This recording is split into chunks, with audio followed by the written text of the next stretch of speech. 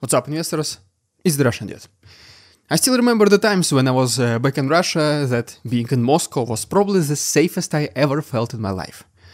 Well, these times are now long gone.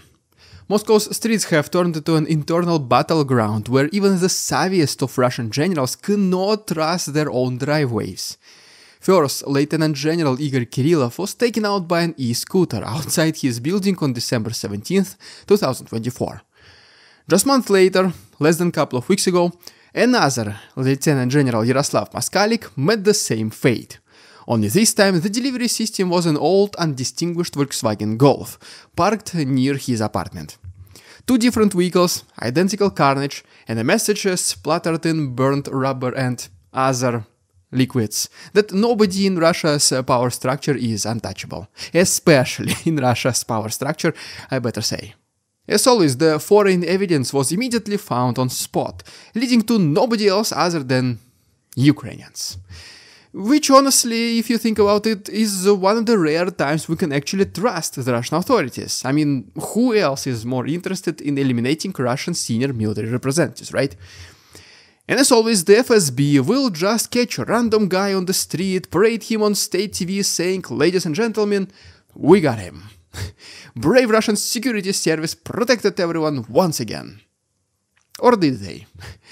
The real story here is much darker and far more revealing about who wields true influence in Putin's Russia, how that influence is handled, and what it costs everyone caught in the crossfire. Because obviously, as you can see, this Putin's revered agency is failing completely at performing its very basic tasks. It's quite literally, they only had one job, they still failed. Believe it or not, sometimes even Americans themselves warn the FSB about the potential dangerous activities, but Russians, they never listen. And when something inevitably happens, a couple of weeks or months later, they are left standing, empty-handed, scratching their heads, asking, how in the world did it happen? I cannot imagine Putin not being furious with some of the FSB's incompetent clowns. So let's talk about all of this in today's video.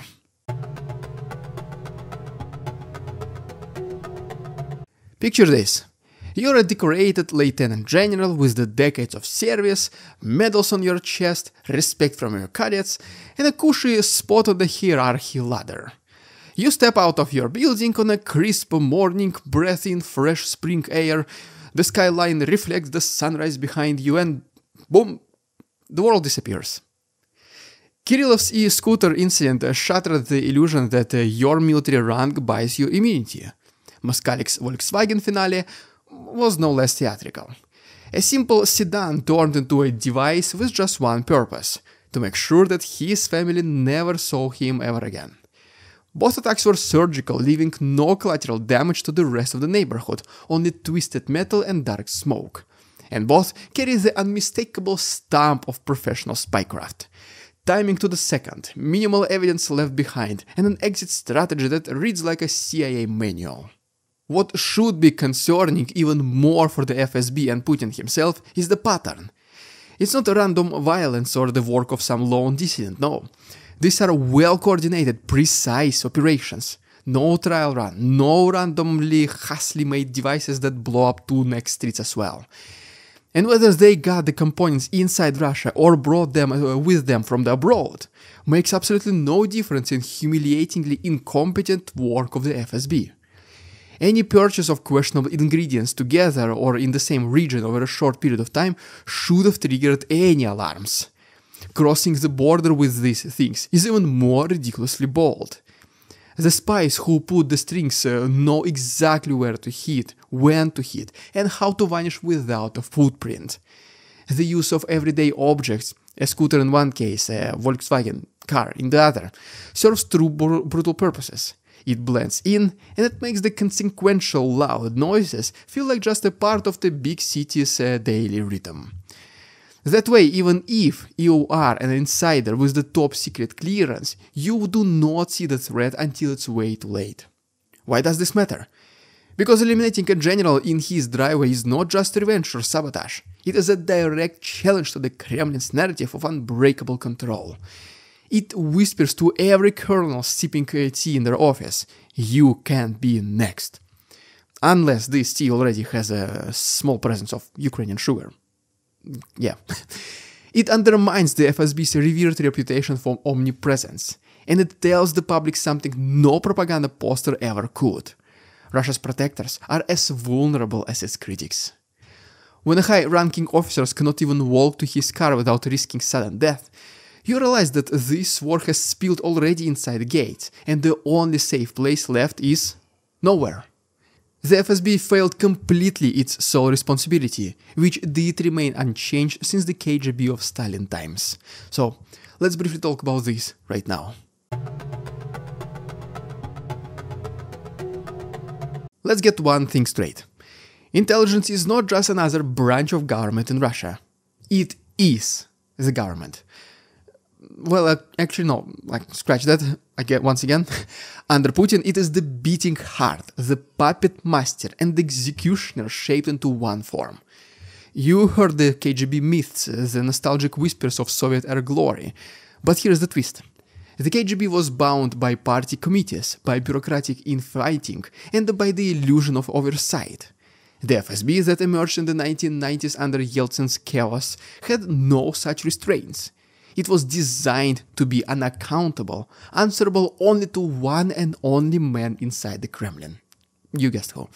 And it was also armed with whatever means they needed to control, seize and sanction at will whoever they deemed worthy of their attention.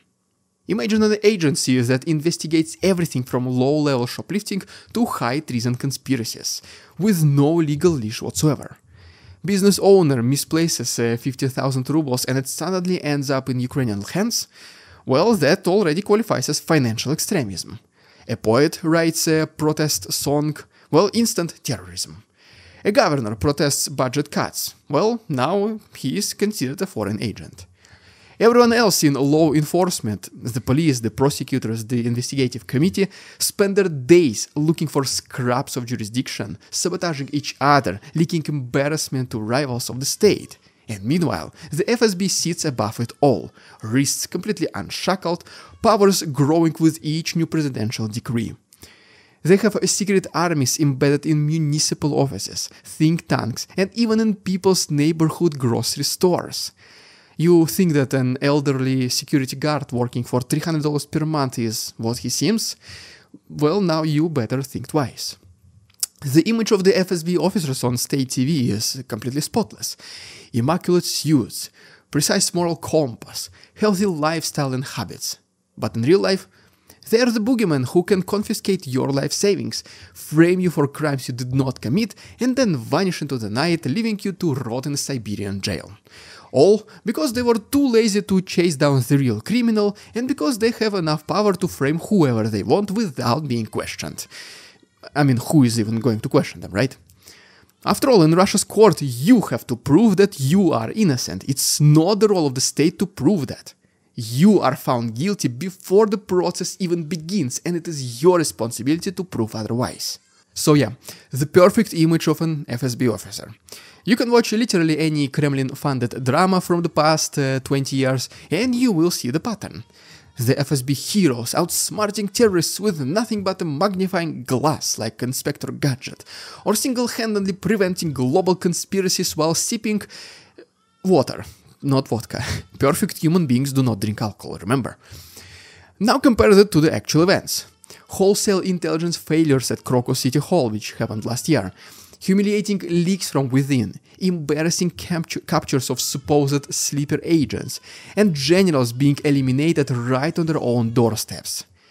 It happened once, absolutely no lessons were learned, so it happened again, it only makes sense. The disconnect between the sick screen image and the grim reality is so big, it might as well be whole another multiverse. As long as the public sees flawless espionage operatives in black suits, and as long as they're afraid of them, it does not matter that those same operatives cannot predict an e-scooter explosion, let alone stop one. Putin does not care about anything else, at least he doesn't show it, But deep inside, it is almost certain he is fuming and punching in the air every time another FSB general enters his office with his eyes looking down like a dog who just did something bad, knowing perfectly well that the owner is about to punish it. Now, here is where things get truly unbelievable. For decades, the FSB has woven its tendrils into every corner of Russian life. Ministries, corporations, media outlets, universities, even startups with, just 2 interns and a coffee machine. They wear security officer badges, but their real job is surveillance, whether be it your employers, your professors, your shareholders, whoever. They file endless reports on who is loyal, which journalists are unreliable, and whether the IT department is whispering dissent and coding malware outside of business hours. In theory, this vast network should give them unparalleled insight into Ukraine's vulnerabilities, civil unrest and potential sabotage. Well, in practice, it gave them propaganda material and conspiracy theories while missing the glaring truth.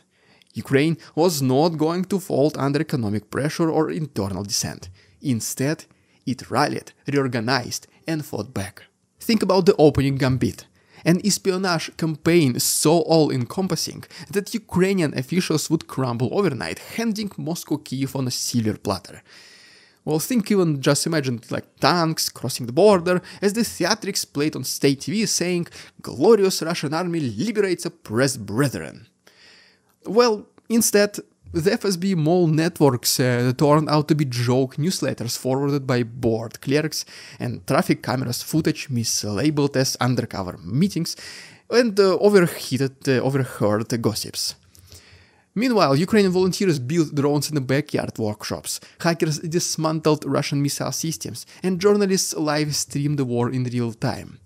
The civil bureaucracy back home, drowning in petty corruption and incompetence, managed to keep things going, factories humming, and the ruble from plummeting into oblivion. Private entrepreneurs, those so-called enemies of the state, rigged together shadow shipping routes, forged new financial channels, and kept the shops stocked with everything from iPhones to baby formula. They did more to sustain the wartime economy than any FSB think tank ever could. Ask yourself, who saved the Russian state from economic collapse under crippling sanctions? Central Bank of Russia? In some way, maybe. The FSB? Well, yeah. They were too busy framing charity donors and raiding obscure NGOs for extremism because they donated $20 to Ukraine. In this field, the FSB is truly proficient. No, the ones who truly kept the Russian economy afloat, at least for now, were enterprising businessmen who set up Kyrgyzstan bank card factories, repurposed fishing vessels for sanctioned oil shipments, and built networks that bypassed every official checkpoint. They did it because they had to. They were fighting for their livelihoods, not stage managing a grand espionage opera. If you're looking for the real foundation of Russia's wartime economy, stop picturing black-tie spies and start picturing everyday, average-looking entrepreneurs in stained clothes hustling under the radar of both the West and Russia itself. If your mission statement is to prevent terrorism, you would expect the FSB to be all over religious extremists like mosquitoes on a hot night. Instead, when American intelligence raised alarms about an imminent attack, the FSB just snoozed it until it was too late already for Crocus City Hall. Their solution? Well, dramatic public detentions and humiliation of the captured suspects, an online spectacle intended to reassure citizens that justice was being served. Meanwhile, teenage pranksters hopping onto freight trains get labeled state saboteurs, and a heartfelt $50 donation to aid Ukrainian children gets you a treason charge. This is Russian counterintelligence, a Rube Goldberg machine of repression that catches harmless doodlers but cannot detect professional assassins targeting Russia's top authorities. Every time another general disappears in a fireball, the FSB issues its trademark response: a naval-grade manhunt for low-level couriers and unsuspecting compliances, and then a triumphant press conference featuring handcuffed suspects who will confess to anything after a week in Russian FSB jail. They boast about cracking the case, but never explain how the bombers slipped through the network in the first place. Well, the network that's supposed to be everywhere, omnipresent. Is it incompetence? Corruption? A deliberate shrug from the top because a little chaos serves sometimes Kremlin's interest? Who knows? Your guess is as good as ours. What's indisputable is that the FSB's refusal or inability to prevent these acts of terror shatters the myth of an invisible state security apparatus, and that is far more potent weapon than any explosive. The FSB's gross incompetence combined with the end of the wartime economy can very well become the biggest threat to the regime of Putin. The question is, what will be the trigger to these massive, long-awaited changes? Well, there you have it, guys. If you enjoyed this episode, please subscribe to my channel for more videos like this. If you wish to support my work and see these episodes in early access, you can go ahead and check my Patreon. It's the best way to support my work, honestly. The link is down below. Thanks so much for watching. See you tomorrow.